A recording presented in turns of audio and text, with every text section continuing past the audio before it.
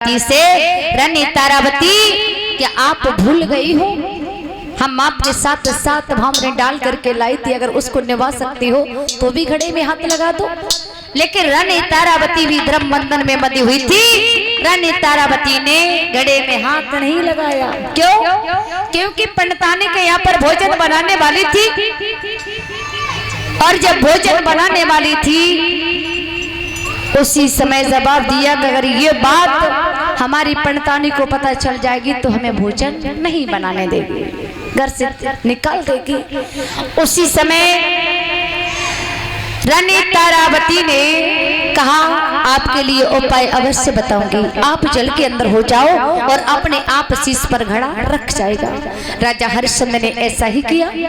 जैसे ही जल के अंदर गए तो अपने आप शीश पर वो घड़ा रख गया, और घड़े को लेकर के राजा हरिश्चंद्र जैसे ही घर की तरफ चले, लेकिन भगवान को कुछ और ही मंजूर था महाराज। जैसे ही घर के अंदर नहीं प्रवेश हो पाए, उससे पहले वो घड़ा सर से गिर गया और घड़े के टुकड़े टुकड़े हो गए। और जैसे ही घड़े के टुकड़े टुकड़े हो गए, उसी समय कालू मैत्र की पत्नी कहने लगी, हरिया तूने अच्छा नहीं किया, जो मेरा इतना कीमती घड़ा था, इतना पुराना घड़ा था, तूने तोड़ दिया, बिल्कुल अच्छा नहीं किया। जा आज के बाद में तुम घर में काम काज नहीं करोगे, बल्कि मरघट पर जाकर के पहरा करो।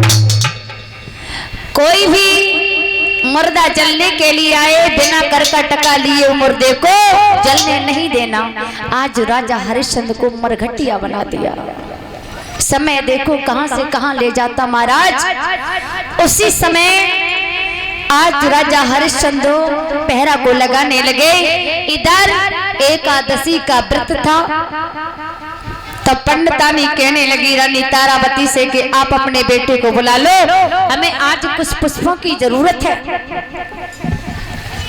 उसी समय रानी तारावती ने अपने बेटा रोहितास को बुला लिया, और बेटा रोहितास को बुला करके एक छपरिया दी और कहा कि इसमें आप फूल तोड़ करके बगिया से लाना।